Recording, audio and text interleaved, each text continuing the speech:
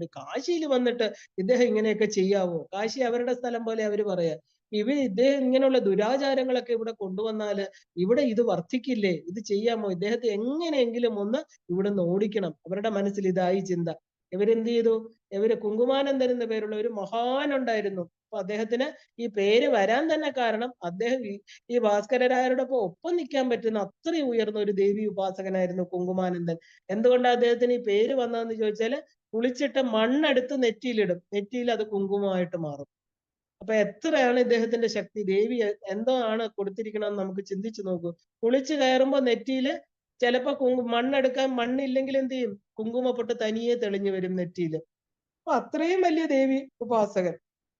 അദ്ദേഹത്തിന് ഈ പണ്ഡിതന്മാര് ഭാസ്കരരായരെ കുറിച്ച് ഇദ്ദേഹത്തിന്റെ അടുത്ത് ചെന്നു. ഈ പണ്ഡിതന്മാരെല്ലാം കൂടെ ചെന്ന് ഭാസ്കരരായരുടെ അടുത്ത് പറഞ്ഞു, എന്താ അല്ല സോറി കുങ്കുമാനന്ദന്റെ അടുത്ത് പറഞ്ഞു, ഈ ഭാസ്കരരായർ എവിടുന്നോ വന്നിരിക്കുന്നു. അദ്ദേഹം എന്തിനാ ഇവിടെ കാശിയിൽ വന്നിരിക്കുന്നത്? എന്തൊക്കെയോ ഇവിടെ ചെയ്യുന്നുണ്ട്. അവർക്ക് ഈ ആചാരം അനുഷ്ഠാനങ്ങളൊന്നും അറിയില്ല. അപ്പൊ കുങ്കുമാനന്ദന്റെ അടുത്ത് പറഞ്ഞു, നിങ്ങളൊരു കാര്യം ചെയ്യണം. എന്താ പറയാ, ഇദ്ദേഹത്തെ എങ്ങനെയെങ്കിലും പറഞ്ഞ് മനസ്സിലാക്കണം. ഇദ്ദേഹം ഇവിടെ വേണ്ട. നമ്മുടെ എതിരെ എന്തൊക്കെയാണ് ഇദ്ദേഹം ചെയ്യുന്നത്. അതുകൊണ്ട് അങ്ങ് വലിയ ദേവി ഉപാസകനല്ലേ, അങ്ങ് ഇദ്ദേഹത്തോട് ചോദിക്കണം, ഇല്ലെങ്കിൽ ഇദ്ദേഹത്തെ ഇവിടുന്ന് പറഞ്ഞു വിടണമെന്ന് ഇവര് ചെന്ന് പറഞ്ഞു. വലിയൊരു ഗ്രൂപ്പായി. പറഞ്ഞ് ഒരുപാട് പേര്, ആദ്യം 10 പേരായി, 20 പേരായി, ഇപ്പൊ ഒരു വലിയ ഗ്രൂപ്പായി. കാരണം എന്താ? ഇദ്ദേഹത്തിനെ ഓടിക്കാനായിട്ട്. എപ്പോഴും നല്ല കർമ്മങ്ങൾ ചെയ്യുന്നവർക്ക് ഇതാണ് ഫലം അല്ലെ? ഈവൻ നമ്മുടെ ശങ്കരാചാര്യ സ്വാമികളും ഇതുപോലെ തന്നെയായിരുന്നു നമ്മുടെ കേരളം വിട്ട് പോവേണ്ടി വന്നത് അല്ലെ? സംശയ രോഗികള് അവരെ വേറെ രീതിയിൽ സംശയിക്കും. ദേവി ഉപാസന അല്ലെങ്കിൽ ഏതെങ്കിലും ഒരു ഉപാസന എടുത്താൽ തന്നെ അവരെന്തോ ഗൂഢമായിട്ട് ചെയ്യുന്ന നമുക്ക് അറിഞ്ഞുകൂടാത്ത കാര്യങ്ങൾ നമ്മൾ വിമർശിക്കാതിരിക്കുക. കാരണം ഇദ്ദേഹത്തിന് ചെയ്യുന്ന കാര്യങ്ങളൊന്നും ഇവർക്ക് പറഞ്ഞാൽ മനസ്സിലാവില്ല. അതുകൊണ്ടാണ് പറഞ്ഞു കൊടുക്കാത്തത്. ഇദ്ദേഹം എന്ത് ചെയ്തു? ഈ എന്താ പറയാ, ഈ കുങ്കുമാനന്ദ സ്വാമികളുടെ അടുത്ത് നിന്ന് കാര്യങ്ങളൊക്കെ പറഞ്ഞു. അപ്പൊ ഇദ്ദേഹത്തെ കുങ്കുമാനന്ദ സ്വാമിക്ക് ഈ ഭാസ്കരാചാര്യർ ആരാണെന്ന് നന്നായിട്ട് അറിയാം. കാരണം അദ്ദേഹം പറഞ്ഞു, നിങ്ങൾ ആവശ്യമില്ലാത്ത കളിക്കൊന്നും പോവരുത്. ദേവി കൂടെ ഉള്ള ആളാണ്. ദേവി കൂടെ ഇരിക്കുകയാണ്. നിങ്ങൾ ഈ പറഞ്ഞ ഭാസ്കരരായരുടെ അടുത്ത് കളിക്കാൻ പോവരുത്. നിങ്ങൾക്ക് അതിനുള്ള ഫലം കിട്ടും. നിങ്ങൾ വെറുതെ ഇരിക്കണം എന്ന് പറഞ്ഞിട്ട് ഇവര് കേട്ടില്ല. ശരി, ഇനിയിപ്പോ എന്ത് ചെയ്യാൻ പറ്റും അല്ലെ? കാശിയിലുള്ളവരല്ലേ എന്ന് പറഞ്ഞിട്ട് ഈ പറഞ്ഞ പണ്ഡിതന്മാരുടെ കൂട്ടത്തിൽ കുറച്ചുകൂടെ ഭേദമായിരിക്കുന്ന സുബ്രഹ്മണ്യ ഭട്ടർ എന്ന് പറഞ്ഞ ഒരു ആളിനെ വിളിച്ചു. അദ്ദേഹത്തിന് കുറച്ച് വിനയമൊക്കെ ഉള്ള ആളായിരുന്നു. അദ്ദേഹത്തെ വിളിച്ചിട്ട് പറഞ്ഞു, ഭാസ്കരരായരോടൊപ്പം ദേവിയുണ്ട്. നിങ്ങൾക്ക് കുറച്ചെങ്കിലും വിവരമുണ്ട്. ഈ പണ്ഡിതന്മാരെ പോലെ ഇത്രയും അസൂയാലുക്കളാവരുത്. അദ്ദേഹം ചെയ്യുന്ന കർമ്മങ്ങൾ നമ്മൾ ചോദിക്കാൻ പോവരുത്. അദ്ദേഹത്തോട് കളിക്കാൻ പോയി കഴിഞ്ഞാൽ അതിന്റെ വിവരം അറിയും. കാരണം എനിക്കറിയാം ദേവി ഇദ്ദേഹത്തിന്റെ കൂടെ ഉണ്ടെന്ന്. അപ്പൊ സുബ്രഹ്മണ്യ ഭട്ടർ ചോദിച്ചു, ദേവി കൂടെ ഉണ്ടെന്ന് അങ്ങ് പറയണു, എനിക്ക് എങ്ങനെ അറിയാൻ പറ്റും? ഇദ്ദേഹം അത്രയും ഉയർന്ന ആളൊന്നും അല്ലായിരുന്നു ഈ സുബ്രഹ്മണ്യ ഭട്ടർ. അപ്പൊ ഈ കുങ്കുമാനന്ദ സ്വാമികൾ പറഞ്ഞു, ശരി നിനക്ക് ഞാൻ കാണിച്ചു തരാമെന്നും പറഞ്ഞ് കയ്യിലിരുന്ന കമണ്ടല് വീന്ന് ആ ഒരു കുറച്ച് തീർത്ഥം എടുത്ത്, കിണ്ടിയിൽ നിന്ന് കുറച്ച് തീർത്ഥം എടുത്ത് ഇദ്ദേഹത്തിന്റെ കണ്ണിൽ പുരട്ടി കൊടുത്തു. സുബ്രഹ്മണ്യ ഭട്ടരുടെ കണ്ണിൽ പുരട്ടി. എന്നിട്ട് പറഞ്ഞു, ഭാസ്കരരായരെ നോക്കാൻ പറഞ്ഞു. നോക്കിയപ്പോ എന്താ? ഭാസ്കരരായരുടെ തോളില് ഒരു തത്തയുടെ രൂപത്തിൽ ഇരിക്കുകയാണ് അമ്മ. കാരണം ഇത് കണ്ട് ഇദ്ദേഹം ഞെട്ടിപ്പോയി. കാരണം എന്താ പറയാ, ഇത് കണ്ട ആൾക്കല്ലേ നമുക്ക് കണ്ടത് വെളിയിൽ പറയാൻ പറ്റൂ. ഒരു എന്താ പറയാ, ആ ചെവിയിൽ എന്തൊക്കെയോ സംസാരിച്ചുകൊണ്ട് അമ്മ ഒരു തോളില്, ഒരു സ്വന്തം മകന്റെ തോളിൽ ഇരിക്കുന്ന പോലെ ഒരു തത്തയുടെ രൂപത്തിൽ. നമുക്ക് ശുകം എന്ന് പറഞ്ഞാൽ നമുക്കറിയാം അല്ലെ? ദേവിയുടെ കയ്യിൽ എപ്പോഴും ഒരു തത്ത കാണും. തത്ത എന്ന് പറഞ്ഞാൽ വേദത്തിനെയാണ് റെപ്രസെന്റ് ചെയ്യുന്നത്. അപ്പൊ ഇദ്ദേഹം കണ്ടിട്ട് ഇദ്ദേഹത്തിന് ഒന്നും പറയാനില്ല. ഇദ്ദേഹം എന്ത് ചെയ്തു? അവിടെ ചെന്നിട്ട് ഭാസ്കരരായരുടെ തോളില് ഇങ്ങനെ കണ്ടു. പണ്ഡിതന്മാരോട് എന്ന് പറഞ്ഞു, നിങ്ങൾ ദയവ് ചെയ്ത് നിങ്ങൾ തിരിച്ചു പോകൂ. കാരണം ഇങ്ങനെയുള്ള ആവശ്യമില്ലാത്ത കാര്യത്തിൽ ഞാൻ ഇടപെടില്ല. ആ ഭാസ്കരരായെന്ന് നിസ്സാരക്കാരനൊന്നും അല്ല. അമ്മ കൂടെ എന്ന് പറഞ്ഞാൽ അകത്തൊന്നും അല്ല, അമ്മ തോളിൽ ഇരിക്കുമെന്ന് ഞാൻ കണ്ടു എന്ന് പറഞ്ഞപ്പോ ഈ സുബ്രഹ്മണ്യ ഭട്ടർക്ക് എന്തോ ഒരു അസുഖമാണ്. നിങ്ങളും ചെന്ന് അതിൽ വീണു. നിങ്ങളും ഇപ്പൊ ഞങ്ങളെ പറ്റിക്കാണ്. ഞങ്ങൾക്ക് പറ്റില്ല. കാരണം ഈ ഭാസ്കരരായരുടെ തന്നെ നമുക്ക് കുറച്ച് ചോദ്യങ്ങളെങ്കിലും പോയി ചോദിക്കാം. അത് ഉത്തരം പറയുമോ എന്ന് നമുക്ക് നോക്കാം എന്നായി അവര്. അപ്പോ എന്താ പറയാ, അപ്പൊ ഈ പണ്ഡിതന്മാരുടെ നിശ്ചയദാർഢ്യം കണ്ടിട്ട് ഒരു വിധത്തിലും ഇവരെ മാറ്റാൻ സാധിക്കുന്നില്ല. അപ്പൊ ശരി, ചെന്നിട്ട് കുങ്കുമാനന്ദ സ്വാമികളോട് സുബ്രഹ്മണ്യ ഭട്ടർ പറഞ്ഞു, ഇവര് പറയുന്നു ഭാസ്കരരായരോട് കുറച്ച് ചോദ്യങ്ങൾ ചോദിക്കണം, അതെങ്കിലും ചെയ്യാൻ പറ്റുമോ എന്ന് ചോദിക്കാന്ന് പറഞ്ഞു. ചെന്ന് ചോദിച്ചു. കാരണം ഈ പറഞ്ഞ കുങ്കുമാനന്ദ സ്വാമികൾ ചെന്ന് ഭാസ്കരരായരോട് ചോദിച്ചു, എന്താ പറയാ, ഈ കുറച്ച് പണ്ഡിതന്മാരെന്ന് അവകാശപ്പെടുന്ന സാധാരണ മനുഷ്യര്, അവർക്ക് കുറച്ച് ചോദ്യങ്ങൾ ചോദിക്കണം. അവർക്ക് എന്തൊക്കെയാണ് ചോദ്യങ്ങൾ ചോദിക്കണം? ഭാസ്കരരായർ ചോദിച്ചു, എന്ത് ചോദ്യങ്ങളാ ചോദിക്കേണ്ടത്? അപ്പൊ പറഞ്ഞു, ചോദിച്ചപ്പോ ഇവർക്ക് എന്താണ് ചോദിക്കണം എന്ന് പോലും അറിയില്ല. ദേവിയുടെ ചുറ്റും നിൽക്കുന്ന വശിന്യാദി വാഗ്ദേവതകള്, ഗുപ്ത യോഗിനികള്, തിഥിനിത്യ ദേവതകള്, പ്രകട യോഗിനികള്, സമ്പ്രദായ യോഗിനികള്, കാരണം ഒക്കെ അവർക്ക് കുറച്ചൊക്കെ ഇങ്ങനെ അറിയാം ഇങ്ങനെയൊക്കെ ഉണ്ടെന്ന്. അതുകൊണ്ട് ലളിതാ സഹസ്രനാമത്തിൽ പറയുന്ന ദേവിയെ സേവിച്ച് നിൽക്കുന്ന നമുക്ക് ചതുഷ്ഷഷ്ടി കോടി ദേവതകളുടെയും പേര് ചോദിക്കാം. ഇപ്പൊ കുങ്കുമാനന്ദൻ ചുമ്മാ കളിയാക്കി പറഞ്ഞു, നിങ്ങൾ അത് ചോദിക്ക്. കാരണം നിങ്ങൾക്ക് ഇപ്പൊ കുറെ പേരെയൊക്കെ അറിയാം, വശിന്യാദികള് അല്ലെ, അമ്മയുടെ ആവരണ ദേവതകളെയൊക്കെ അവർക്ക് കുറെ അറിയാം, ദേവിയെ ഉപാസിക്കുന്നുണ്ട്. നമുക്ക് ഒരിക്കലും ആർക്കും പറയാൻ പറ്റില്ല ചതുഷ്ഷഷ്ടി കോടി യോഗിനികളുടെ പേര്. നിങ്ങൾ അത് പോയി ചോദിക്കുമെന്ന് ഒരു കളിയാക്കിയതുപോലെ കുങ്കുമാനന്ദ സ്വാമികള് ഇവരോട് പറഞ്ഞു. അപ്പൊ ഇവര് വിചാരിച്ചു ശരി ചെന്ന് ചോദിക്കാം. അങ്ങനെയാണെങ്കിൽ അങ്ങനെ പണ്ഡിതന്മാർ എന്ത് ചെയ്തു, ഒരു ദിവസം നിശ്ചയിച്ചു. ഭാസ്കരരായരുടെ കടപ്പുറത്ത് വരാൻ പറഞ്ഞു. അദ്ദേഹം വന്നു, ഇരുന്നു. അപ്പൊ അദ്ദേഹത്തോട് ഇവരെല്ലാം വലിയൊരു കൂട്ടം പണ്ഡിതര് വന്നു. അപ്പൊ അദ്ദേഹം പറഞ്ഞു, ഞങ്ങൾക്കൊരു ചോദ്യമാണുള്ളത്. കൊച്ചു കൊച്ചു ചോദ്യങ്ങളെ അവർക്കറിയില്ല, എങ്ങനെ ചോദിക്കണം എന്നും അറിയില്ല. പക്ഷെ ഇവര് വിചാരിച്ചു ചതുഷ്ഷഷ്ടി എണ്ണാൻ പോലും പറ്റില്ല അതിന്റെ പൂജ്യങ്ങളിലെ 64 കോടി എന്നൊക്കെ പറഞ്ഞ അതിന്റെ പൂജ്യങ്ങൾ എത്രയെന്ന് പോലും അവർക്ക് എണ്ണാൻ പറ്റില്ല. ഇവര് പറഞ്ഞു അത് ചോദിക്കാൻ. നമുക്കറിയാലോ, നമുക്ക് ഉത്തരം അറിഞ്ഞുകൂടാത്തായിരിക്കും നമ്മൾ വേറൊരാളോട് ചോദിക്കുക. ഇത് ചോദിച്ചാൽ ഇങ്ങേർക്ക് ഒരിക്കലും ഉത്തരം പറയാൻ പറ്റില്ല. എങ്ങനെ ഉത്തരം പറയും? അത് ചോദിക്കാം. ഞങ്ങൾക്ക് വേണ്ടത് ചതുഷ്ഷഷ്ടി കോടി യോഗിനികളുടെ പേര്, അവര് ആരൊക്കെയാണ്, ഇതാണ് ഞങ്ങൾക്ക് വേണ്ടതെന്ന് ഭാസ്കരരായോട് പറഞ്ഞു. ഭയങ്കര സന്തോഷത്തോടു കൂടി ഭാസ്കരരായർ പറഞ്ഞു, നിങ്ങൾ എഴുതാൻ പേപ്പർ കൊണ്ടുവന്നിട്ടുണ്ടോ? ഇപ്പൊ പറയാം, എന്താ ഒരു കുഴപ്പമില്ല, എളുപ്പം എഴുതിക്കോളൂ എന്ന് പറഞ്ഞു. ഇവർ അന്തം വിട്ടുപോയി. ഇവര് 2-3 ബുക്കും ഒക്കെ ആയിട്ടാണ് പോയത് എഴുതാനായിട്ട്. 2-3 10 15 പേരിരുന്നു എഴുതാൻ തുടങ്ങി. ഇദ്ദേഹം എന്ത് ചെയ്തു, ഭാസ്കരരായരെ കണ്ണടച്ചിരുന്നു. ഓരോ വരി വരിയായിട്ട്, ഓരോ നിരയായിട്ട് ഫസ്റ്റ് റോയിൽ ഇരിക്കുന്നവരുടെ ആദ്യം പറയാം എഴുതുന്നു. ആദ്യം ഇവർ വിചാരിച്ചു ചുമ്മാ കള്ളം പറയുകയാണ്.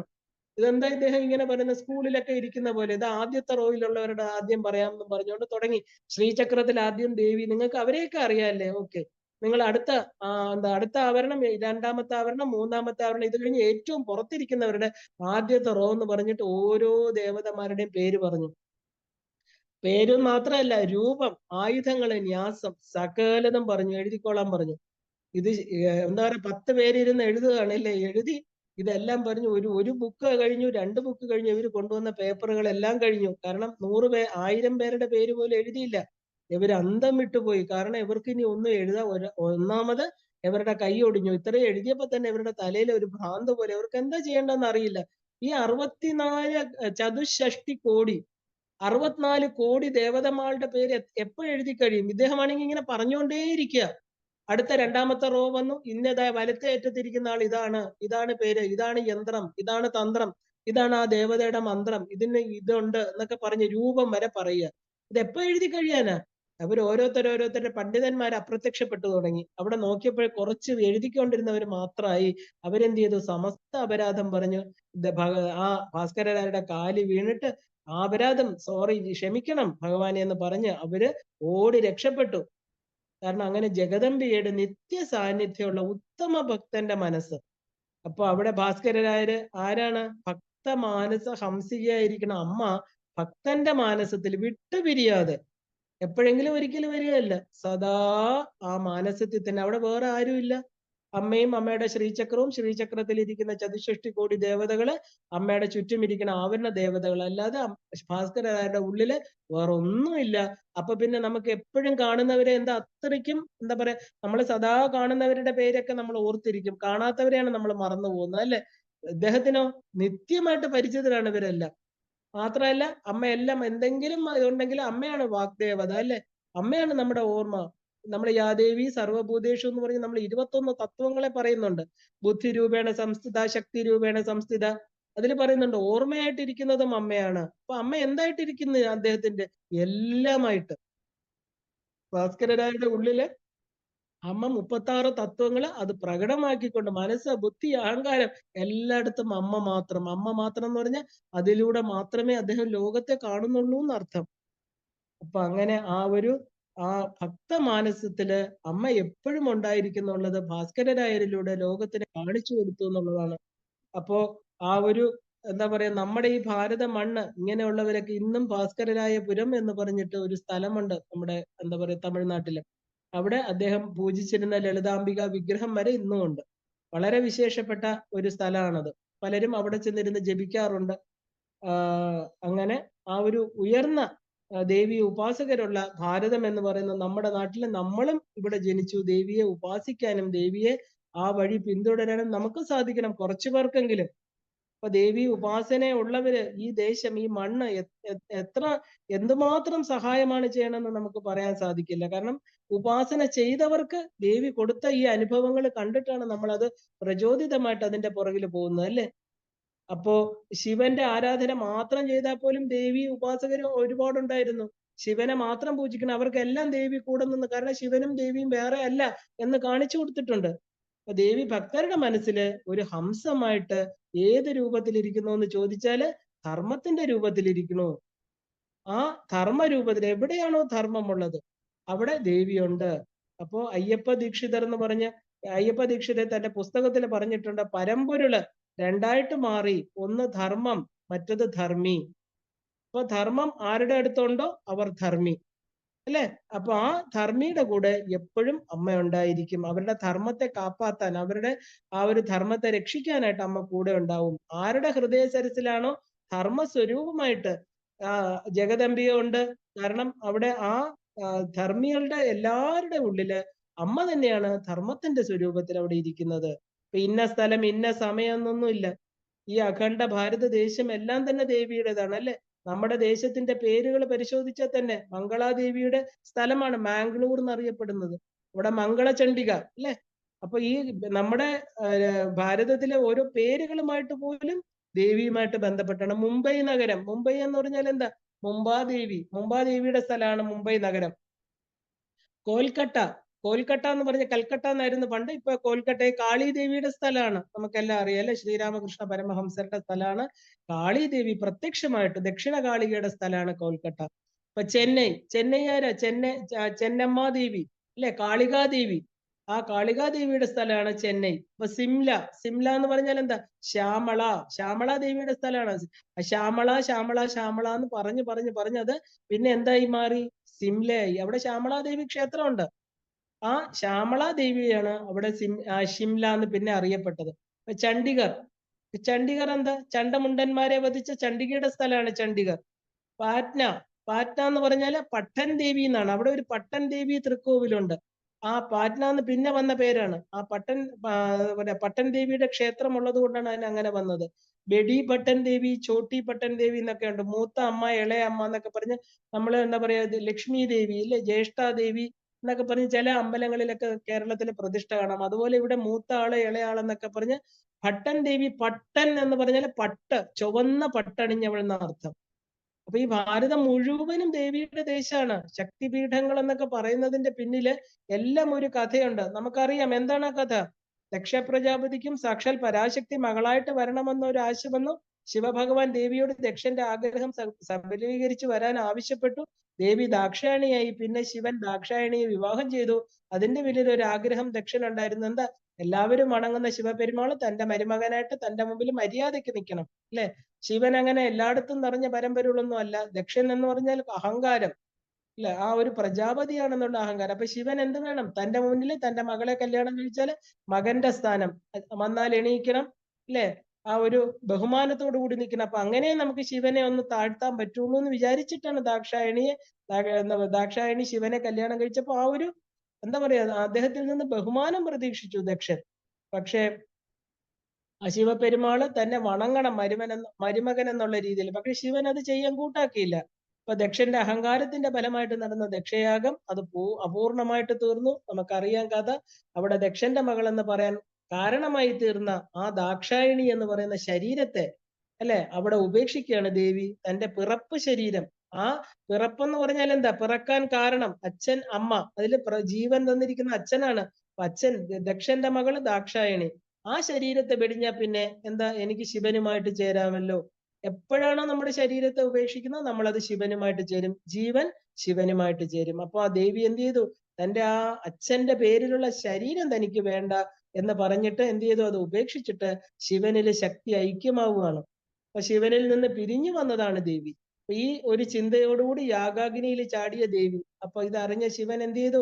ശിവഭഗവാൻ വളരെ കോപത്തോടുകൂടി തന്റെ ജട അഴിച്ചു വിട്ടുകൊണ്ട് അവിടെ എത്തുകയും ദേവിയുടെ ആ ചിതയോടെ കത്തുന്ന യാഗാഗ്നിയിൽ ചാടി ദേവിയുടെ ശരീരത്തെ ശിവഭഗവാൻ എടുത്തുവെന്നും അതിൽ നിന്ന് തന്റെ തോളിൽ വെച്ചുകൊണ്ട് കുപിതനായിട്ട് നടന്നു നീങ്ങിയെന്നും ആ ഒരു എന്താ പറയാ ദക്ഷന് ദണ്ഡന കിട്ടിയ കുഴപ്പമില്ല അല്ലെ? കാരണം ദക്ഷന് പിന്നെ എന്തായി? തല മുറിച്ചു, അദ്ദേഹത്തിന് ആടിന്റെ തല വെച്ചു അല്ലെ?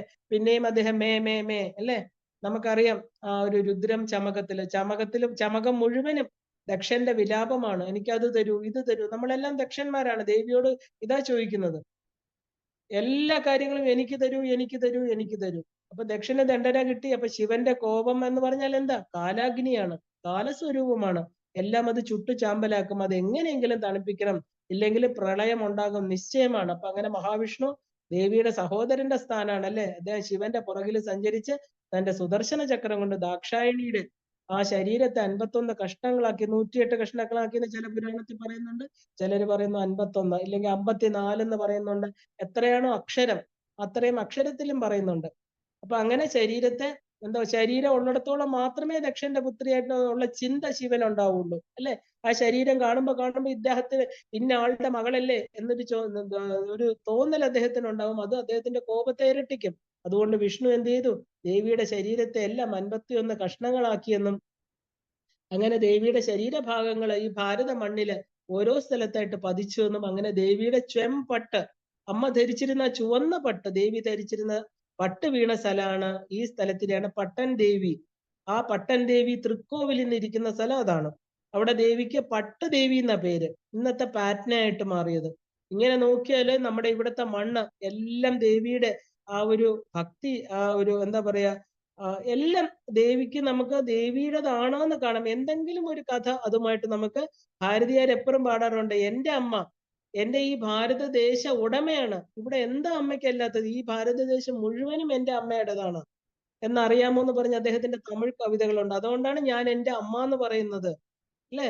എന്ന് അദ്ദേഹത്തിന്റെ ഒരു ഒരു എന്താ പറയാ, എനിക്ക് തമിഴ് പറയാൻ അറിഞ്ഞൂടാ. എന്റെ കയ്യിൽ ഞാൻ അതെല്ലാം തമിഴ് മലയാളത്തിൽ എഴുതി വെച്ചിട്ടുണ്ട്. പക്ഷെ പറയാൻ അറിഞ്ഞുകൂടാത്തോണ്ടും പാടാൻ അറിഞ്ഞുകൂടാത്തോണ്ടും അത് വെക്കുന്നില്ല. കാരണം നമുക്ക് വല്ലാത്ത ഫീലാണ്. കാരണം എന്റെ അമ്മ എന്നാ പറയുന്നത്. നമുക്ക് എത്ര പേർക്ക് അങ്ങനെ പറയാൻ പറ്റും? എന്റെ അമ്മയുടെ നാടാണ് ഇത്, എന്റെ മണ്ണാണെന്ന് പറഞ്ഞിട്ട് ഒരു പിടി മണ്ണെടുത്ത് എപ്പോഴും തലയിൽ കൂടെ ഇടും. ഇത് എന്റെ അമ്മ, എന്റെ അമ്മയ്ക്ക് അഭിഷേകം കൊടുക്കുകയാണ് എന്നൊക്കെയാ അദ്ദേഹം പറയുന്നത്. അപ്പൊ മഞ്ഞുമലയായിരിക്കുന്ന ഹിമാലയത്തിന്റെ അധീശനായിരിക്കുന്ന പർവ്വത രാജനായിരിക്കുന്ന ഹിമവാന്റെ പുത്രിയാണ് പാർവതി, മലൈമകൾ പരാശക്തി പാർവതിയാണ് ഈ ഭാരതി ദേവി. ഭാരതദേശത്തിന്റെ ഉടമസ്ഥൻ നമ്മൾ പറയില്ലേ ഭാരതി. സരസ്വതിക്ക് 3 ഭാവങ്ങളാണല്ലേ? സാവിത്രി, ഗായത്രി, ഭാരതി എന്നൊക്കെ നമ്മൾ പറയാറുണ്ട്. അറിവെന്ന് പറയുന്ന ചിന്ത, ആ ചിന്ത ഉറച്ചിട്ട് ബുദ്ധിയായിരിക്കുന്നവൾ, സരസിൽ ഒഴുകുന്നവൾ സരസ്വതി. സരസ് എന്ന് പറഞ്ഞാൽ ജ്ഞാനമായിരിക്കുന്ന സരസില്. ദേവിയുടെ പല പല ഭാവങ്ങളിൽ ഏറ്റവും പ്രധാനപ്പെട്ട ഒന്നാണ് ഈ ഭാരതി എന്നുള്ള ഭാവം.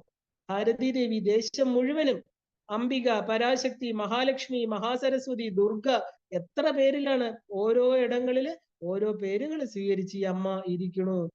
എന്നാൽ പല പേരുകളായിക്കോട്ടെ, എല്ലാത്തിന്റെയും ആധാരമായിട്ട് മൂലപ്രകൃതി അവ്യക്ത വ്യക്ത സ്വരൂപിണ്യേ നമ.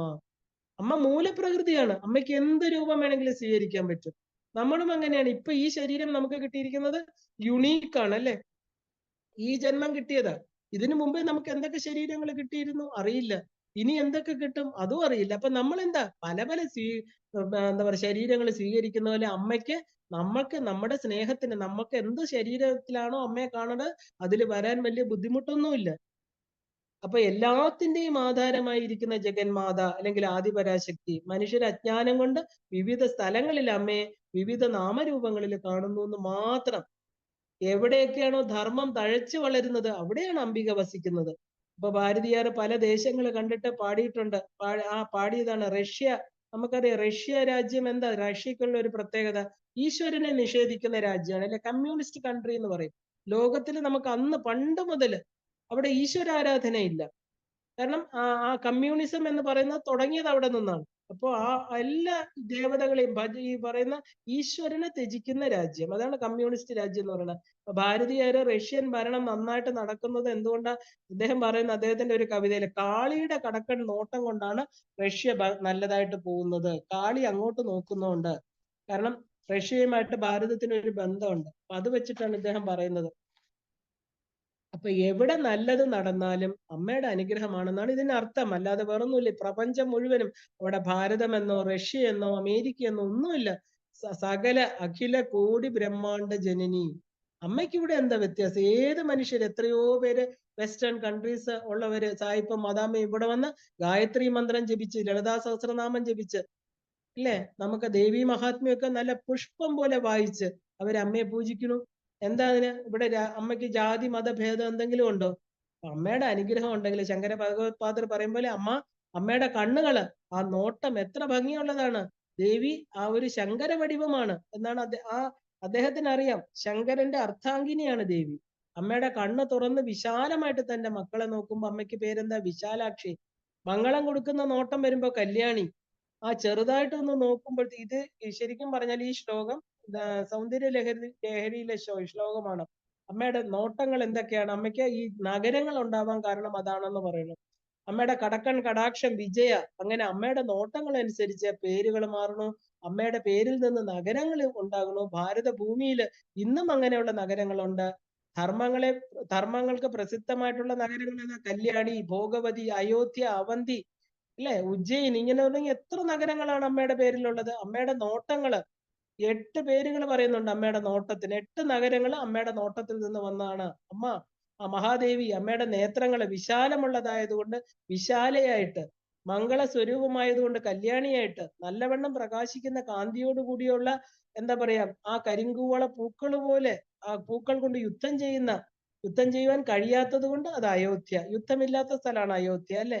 ഇപ്പൊ കൃപാധാരകൾക്ക് ആധാരമായതുകൊണ്ട് കൃപാധാര, അവ്യാജ മാധുര്യമുള്ളത് കൊണ്ട് മധുര, ദൈർഘ്യമുള്ളത് കൊണ്ട് ആ ഭോഗവതി, ഭക്തരെ രക്ഷിക്കുന്നത് കൊണ്ട് അവന്തിക.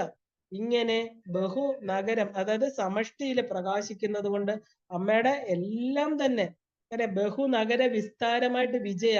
ഇതെല്ലാം തന്നെ അല്ലയോ അമ്മേ അവിടുത്തെ തിരുവടികളുടെ ദൃഷ്ടി വിശാലമായതുകൊണ്ട് കല്യാണി, അയോധ്യ, ധാര, മധുര, ഭോഗവതി, അവന്തി, വിജയ, ഇതെല്ലാ രാജ്യങ്ങൾക്കും ഈ എല്ലാ നഗരങ്ങൾക്കും ഇങ്ങനെ പേര് വന്നു. ആ ഒരു എല്ലാം തന്നെ ഐശ്വര്യപൂർണമായിട്ട് കഴിയുന്നു. എന്താ? അമ്മയുടെ കണ്ണുകള്, അമ്മ അത് നോക്കുന്നത് കൊണ്ടാണ് എന്ന് പറയുന്നു. അപ്പോ ഉള്ളില് ആ ഒരു വികാസമുള്ള ദൃഷ്ടി, അതുകൊണ്ടാണ് വിശാല. അവിടെ ആ ഒരു സംക്ഷോഭത്തെ ചെയ്യുന്നു. അപ്പൊ ആശ്ചര്യ ദൃഷ്ടി, അതാണ് കല്യാണി. ആകർഷണത്തെ ചെയ്യുന്നു. കാരണം ഇവിടെയൊക്കെ ഈ ജ്ഞാനത്തിന്റെ ഒരുപാട് കാര്യങ്ങളുണ്ട്. അതുകൊണ്ടാണ് ശങ്കരാചാര്യ സ്വാമികള് സൗന്ദര്യ ലഹരിയിൽ ഒരു 4 വരികൾ ഇതിനെക്കുറിച്ച് മാത്രം പറയുന്നുണ്ട്. അപ്പൊ വിടർന്ന കണ്ണുകളോടുകൂടി അയോധ്യയില് ഇപ്പൊ ശത്രുജന വിദ്രാവണത്തെ ചെയ്യുന്നു. മന്ദമായിട്ടുള്ള ദൃഷ്ടി കൊണ്ട് ശത്രുജന ഉന്മാദത്തെ ചെയ്യുന്നു. പിന്തിരിഞ്ഞ ദൃഷ്ടി കൊണ്ട് ശത്രുജന വശ്യത്തെ ചെയ്യുന്നു മധുരയില്. അപ്പൊ സ്നേഹത്തോടെ ഭോഗവതി ദൃഷ്ടി കൊണ്ട് ഉച്ചാടനം ചെയ്യുന്നു.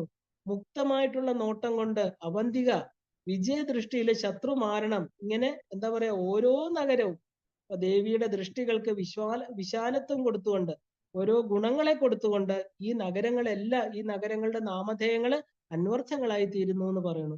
അതാണ് ബഹുനഗര വിസ്താര വിജയ ആണ് അമ്മ എന്ന് പറയാൻ കാരണം. അപ്പൊ അവിടുത്തെ നോട്ടം ഈ നഗരങ്ങൾക്ക് വിജയം കൊടുത്ത് ധർമ്മത്തില് ഐശ്വര്യമായിട്ട് വർത്തിക്കുന്നു എന്നർത്ഥം.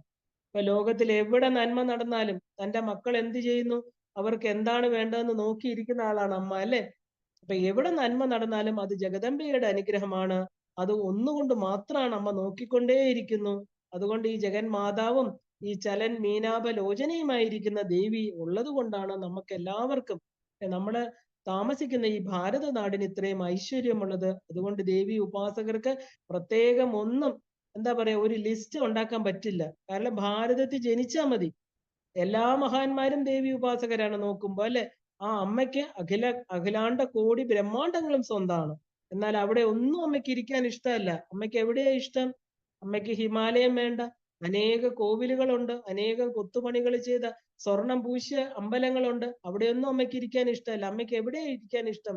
അമ്മയ്ക്ക് ഏറ്റവും ഇഷ്ടമുള്ള സ്ഥലം തന്നെ ഇഷ്ടപ്പെടുന്ന, തന്നോട് പ്രിയമുള്ള തന്റെ മക്കള്, അല്ലെ, ആ ഭക്തന്മാരായിരിക്കുന്ന മക്കളുടെ ഉള്ളില്, അല്ലെ, ആ ഒരു അമ്മയെ മാത്രം സ്നേഹിക്കുന്നവരുടെ മക്കളിൽ അവരുടെ മനസ്സ്, അവിടെ ഇരിക്കാനാണ് അമ്മയ്ക്ക് ഏറ്റവും തൃപ്തി.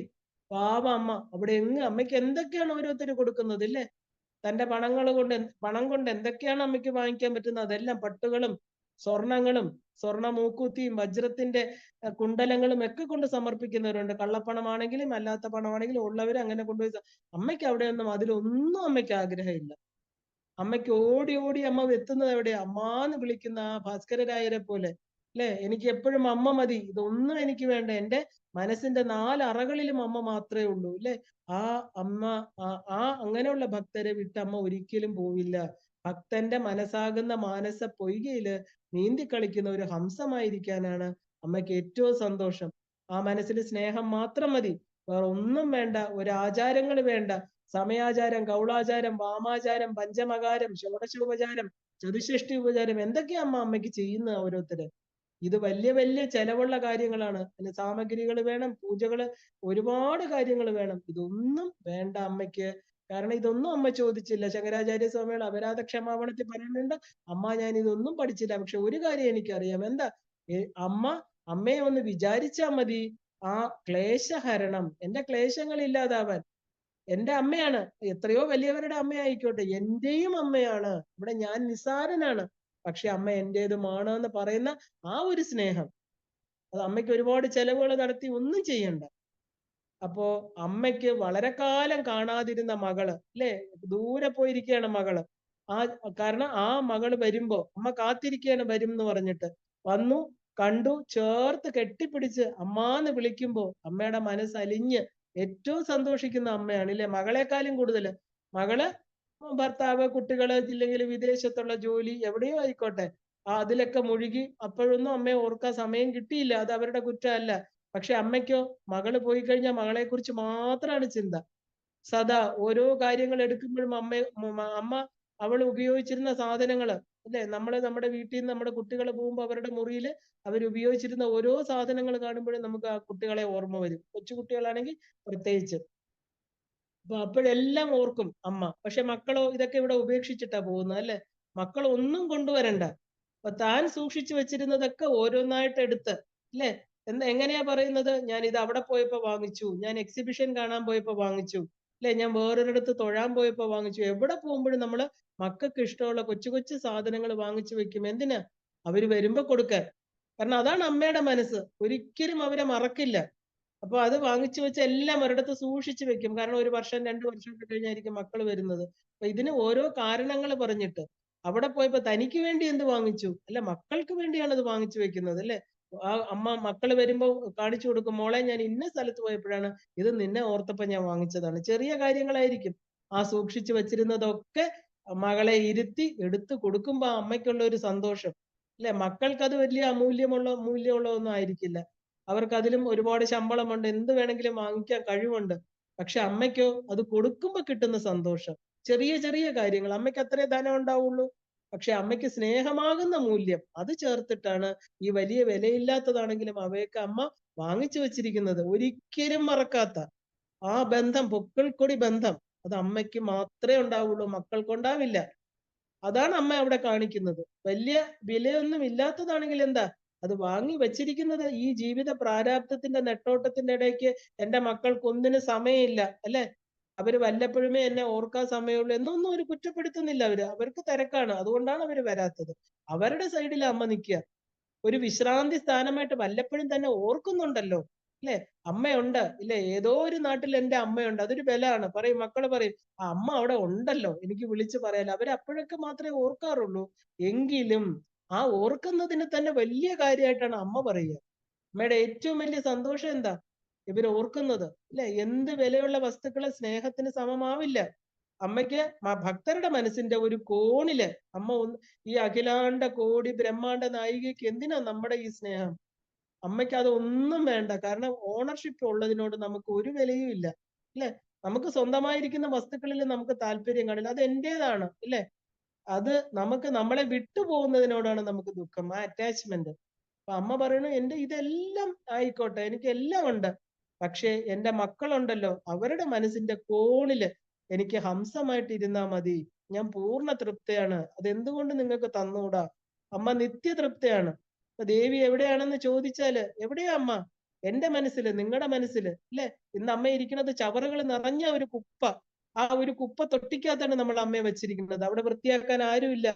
നമുക്കറിയില്ല അത് അഴുക്കുള്ള സ്ഥലമാണെന്ന്, അല്ലെ? ആ ഒരു വൃത്തികെട്ട സ്ഥലത്ത് ആ ശരീരത്തില് ശരീരാഭിമാനം, അഹങ്കാരം, രാഗദ്വേഷങ്ങള് ഒക്കെ നിറഞ്ഞ ഒരു കുപ്പത്തൊട്ടിയാണ് ഇന്ന് ഓരോരുത്തരുടെയും മനസ്സ്. എന്റെ മനസ്സ്, അല്ലെ?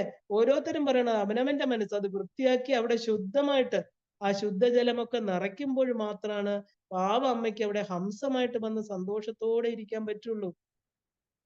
അപ്പോഴും അമ്മ പുറത്തെങ്ങും പോവാതെ എവിടെയാ ഇരിക്കുന്നത്? നമ്മുടെ ശരീരത്തിന്റെ ഉള്ളില്, നമ്മുടെ ജീവശക്തിയായിട്ട് ആരും കാണാതെ ഒരു മൂലയില് സദാ ഉറങ്ങിക്കിടക്കുകയാണ് അമ്മ. നമ്മള് അമ്മമാര് വീട്ടിൽ വരുമ്പോ എന്താ പറയാ, വയസ്സായിട്ടുള്ളവരാണെങ്കിൽ വീട്ടിലെ ഫ്രണ്ട് റൂമിലൊന്നും സ്ഥലം കൊടുക്കില്ല അല്ലെ? ഫ്രണ്ടിൽ ഒരു നമ്മുടെ ഗസ്റ്റുകളൊക്കെ വരുന്ന സോ കോൾഡ് ഹൈ ക്വാളിറ്റി ഗസ്റ്റുകൾ, അവരൊന്നും വരുന്നിടത്ത് പ്രായമായ അമ്മയ്ക്ക് നടക്കാൻ ബുദ്ധിമുട്ടായിരിക്കും, ചിലപ്പോൾ വസ്ത്രം നേരെ ധരിച്ചു കാണില്ല.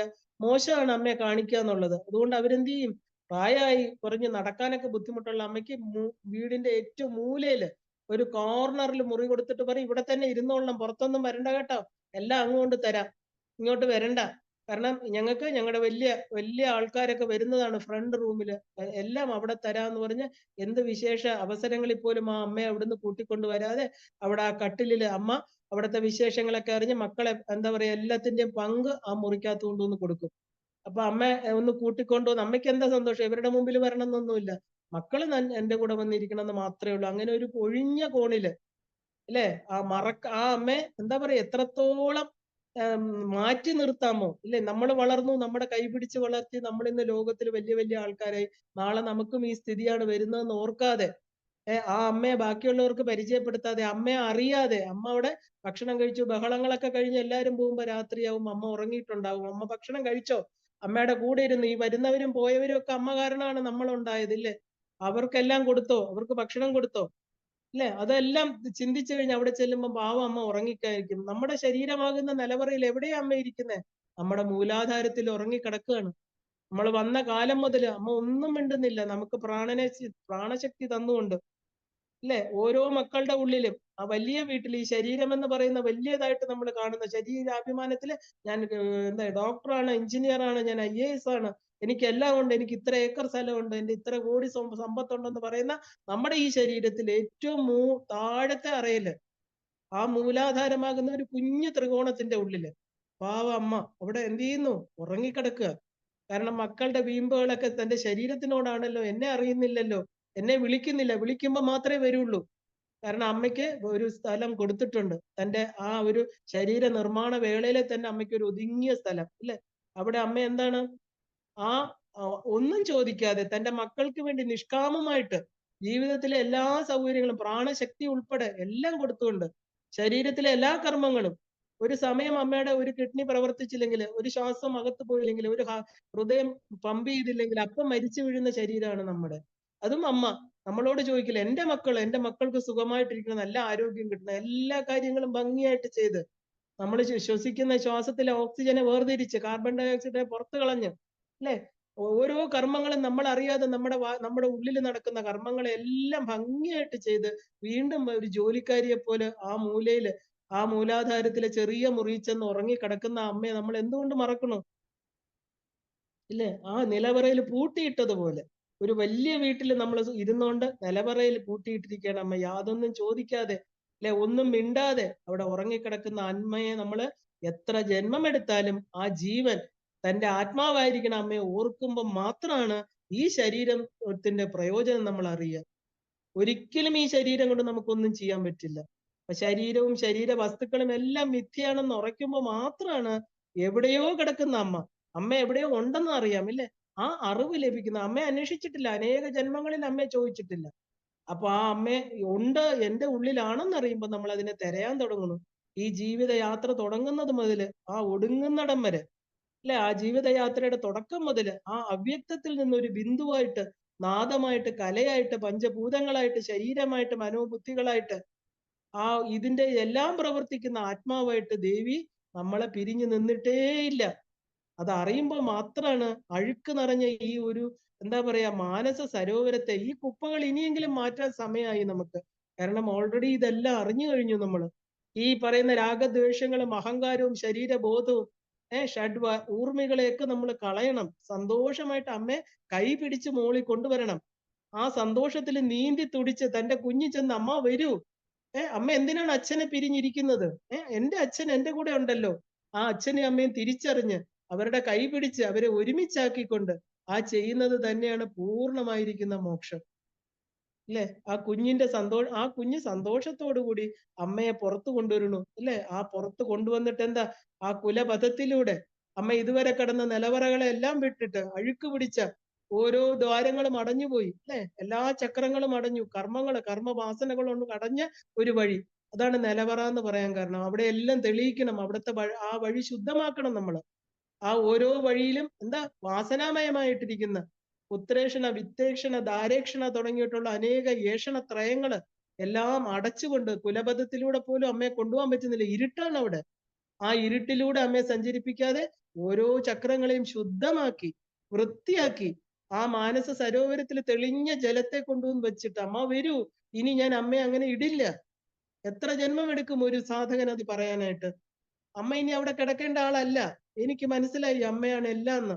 അല്ലെ? പ്രപഞ്ചത്തിലും എന്റെ ശരീരത്തിനും കാരണം അമ്മയാണ്. ഞാൻ വെറും നിസ്സാരമായിട്ട് ഒരു നീർക്കുമിളായിട്ടുള്ള കാര്യം മാത്രമാണ്. അമ്മ വരൂ എന്ന് പറഞ്ഞിട്ട് അമ്മയെ ചെന്ന് വിളിക്കണം. ഇതാണ് ഓരോരുത്തരുടെയും നമ്മുടെ കടമ. ഒരു ദേവീ ഉപാസനയുടെ ലക്ഷ്യവും അത് തന്നെയാണ്. എന്റെ കൂടെ സന്തോഷമായിട്ടിരിക്കൂ. ആ ഒരു മറുപടി ഭക്തൻ സ്വീകരിക്കുന്നത് എന്നാണ്. അമ്മ വരാം എന്ന് പറഞ്ഞ് സന്തോഷത്തോടു കൂടി അല്ലേ ആ കുലപഥത്തെ, അപ്പോഴാണ് അമ്മയ്ക്ക് ഊർജം കിട്ടുക. ഇതുവരെ പാവം ആരുമില്ലാതെ ഒറ്റയ്ക്ക് കിടന്ന അമ്മ ഇപ്പോൾ ജീവൻ എന്ന് പറയുന്ന എന്റെ കുഞ്ഞ്, എന്റെ മകൾ ഇതാ എന്റെ കൂടെ വന്നു. അമ്മ ഉയർത്തെണീക്കുവാണ്. പിന്നെന്താ, സന്തോഷവതിയായിട്ട് എന്ത് ചെയ്തു, ആ കുലപഥത്തിലൂടെ തടില്ലതാ സമരുചി, ഒരു തടില്ലത മിന്നൽ പിണർ പോലെ. അമ്മ ഇതുവരെ ആ ഉറങ്ങിക്കിടന്ന ആളൊന്നും അല്ല ഇപ്പോ. ഭയങ്കര സന്തോഷത്തോടു കൂടി അല്ലേ അമ്മ ആ കുലപഥത്തിലൂടെ നമ്മുടെ അടഞ്ഞു കിടന്ന വഴിയൊക്കെ വൃത്തിയാക്കിക്കൊണ്ട്, മോളെ വിഷമിക്കണ്ട, ഞാനിതാ നിന്റെ കൂടെ വരുന്നുണ്ടോ എന്ന് പറഞ്ഞിട്ട് ആ ഒരു എന്താ പറയാ കുറവുകളൊക്കെ മാറ്റി നിർത്തി. കാരണം സന്തോഷത്തിൽ നീന്തി തുടിക്കാൻ നിന്റെ മാനസ സരോവരത്തില് ഞാൻ പോയി അച്ഛനെ കണ്ടിട്ട് വരട്ടെ. നിനക്ക് ഞാൻ ഇനി എന്താ, നമ്മള് മാനസ സരോവരാണ് കൊടുത്തെങ്കിൽ അമ്മ തരുന്നതോ അമൃതാണ്. മരണമില്ലാത്ത ആ ഒരു ശരീരബോധത്തെ കളഞ്ഞുകൊണ്ട് പൂർണ്ണമായിരിക്കുന്ന അമൃതാണ് അമ്മ തരുന്നത് നമുക്ക്. സുധാസാഗര മധ്യസ്ഥായ നമ്മ കാമാക്ഷി കാമദായിനി. സുധാസാഗരത്തിന്റെ നടുക്കിരിക്കുന്ന അമ്മയാണ് നമ്മൾ ഈ കുപ്പത്തൊട്ടി കൊണ്ടിട്ടിരിക്കുന്നത്. ആ ഒരു എന്താ പറയാ, ആ ഒരു എന്താ പറയാ, പഞ്ചബ്രഹ്മത്തിന്റെ മുകളിൽ ഇരിക്കുന്ന ഈ ലോകത്തിനെ മുഴുവനും ഭരിച്ചുകൊണ്ട് ഇതിന്റെ എല്ലാം സ്വന്തമായിരിക്കുന്ന മഹാരാജ്ഞിയാണ് നമ്മൾ. അറിയാതെ നികൃഷ്ടമായിട്ട് ഈ ഒരിക്കലും ഒരു സാധനയിലൂടെ അമ്മയെ ഉണർത്താതെ അമ്മയെ അവിടെ കൊണ്ടുവന്ന് ഒരിക്കലും അറിയാതെ എത്രയോ ജന്മങ്ങൾ നമ്മൾ ഈ ശരീരം വിട്ടുപോയി.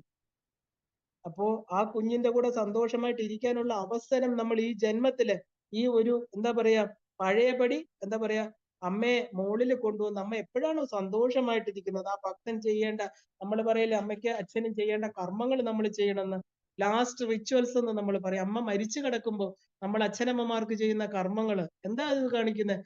അവരെ വേറൊരു ജന്മത്തിലേക്ക് കടത്തി വിടുക. എന്താ 16 ഉപചാരങ്ങൾ അമ്മയ്ക്ക് ഒരു മരണത്തിന് ശേഷം ഷോഡശ ഉപചാരം, ഷോഡശ കർമ്മം, അന്ത്യേഷ്ടി കർമ്മം എന്ന് പറയുന്നത് എന്താ?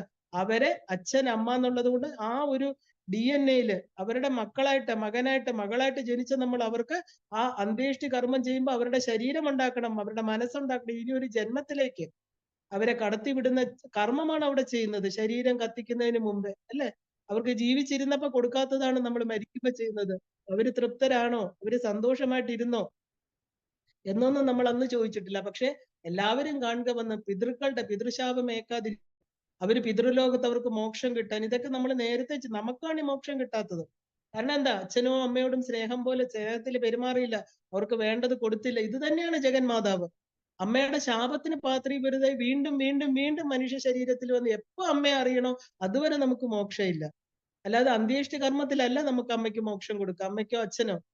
നമ്മൾ അവർക്ക് ഇതെല്ലാം കൊടുത്ത് അവരെ ശ്മശാനത്തിൽ കൊണ്ടുവന്നില്ലേ, വളരെ ഉപചാരപൂർവം അവരെ അടുത്ത ജന്മത്തിലേക്ക്, ഈ പിറപ്പ് ഒഴിഞ്ഞ ഈ പ്രപഞ്ചത്തിലേക്ക് ഇനി വരാതെ എന്ന് നമ്മൾ സങ്കല്പിക്കണം. നമ്മുടെ സങ്കല്പം യാഥാർത്ഥ്യമാവണമെങ്കിൽ എന്ത് വേണം? ഈ അച്ഛനമ്മമാര് സന്തോഷത്തോടെ ആയിരിക്കണം അവരുടെ ശരീരം വിട്ടു പോവുക. കാരണം അതെല്ലാം കൊടുത്ത് തൃപ്തിയോടുകൂടി എന്റെ മക്കൾ എനിക്ക് ചെയ്ത കർമ്മങ്ങളെല്ലാം എനിക്ക് സന്തോഷമാണ് അല്ലെ, ആ സന്തോഷം ഏറ്റുവാങ്ങി വേണം അവര് പോകാൻ. അവര് ചെയ്ത കർമ്മങ്ങളും ഇതിനെ ബാധകമാണ്. അപ്പൊ നമ്മളോ ഈ പറഞ്ഞ ആ അന്ത്യേഷ്ടി കർമ്മങ്ങള് ഇത് മരിക്കുമ്പോഴല്ല ചെയ്യേണ്ടത്.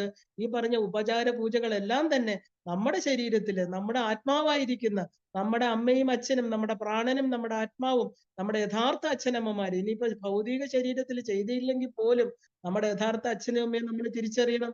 നമ്മൾ സോ കോൾഡ് ഭക്തരാണ്, ദേവി ഉപാസകരാണെന്നൊക്കെ പറയുന്നതിൽ അർത്ഥമല്ല. അമ്മയുടെ കുറെ തത്ത പറയുന്ന പോലെ കുറച്ച് മന്ത്രം പറയുന്നതല്ല. ഈ സ്നേഹം അമ്മയ്ക്ക് കൊടുക്കണം. അമ്മയെ ആ മൂലാധാരിച്ച് ചെന്ന് കാണണം. എന്നിട്ട് അമ്മയെ ഉണർത്തണം. അമ്മയെ അവിടുന്ന് എന്റെ കൈ പിടിച്ച് ഓരോ ആധാര ചക്രങ്ങളിലും കൊണ്ടിരുത്തി മാനസ പൂജ കൊടുക്കണം. എന്നിട്ട് അമ്മയെ ആ ഒരു എന്താ പറയാ മെജസ്റ്റിക്കലി ആ കുലപഥത്തിലൂടെ രാജവീഥിയിലൂടെ നടത്തി അമ്മയെ അച്ഛന്റെ അടുത്ത് കൊണ്ടുപോകണം. കൈലാസത്തിൽ എത്തിക്കണം. അച്ഛനും അമ്മയുമായിട്ട് സന്തോഷമായിട്ടിരിക്കുന്നത് കണ്ട് സമയാചാരത്തിൽ ഏറ്റവും സന്തോഷം എന്താ? അവരെ തിരസ്കരണിക്കുള്ളിലാക്കി അവര് രണ്ടുപേരും സന്തോഷിക്കട്ടെ. ആ മകൻ അവിടെ കാത്തു നിൽക്കുകയാണല്ലേ, മകള് കാത്തു നിൽക്കുകയാണല്ലേ. അവിടെയാണ് നമ്മൾ ശിഖ നമ്മള് ന്യാസം ചെയ്യുന്നത് എന്തിനാ?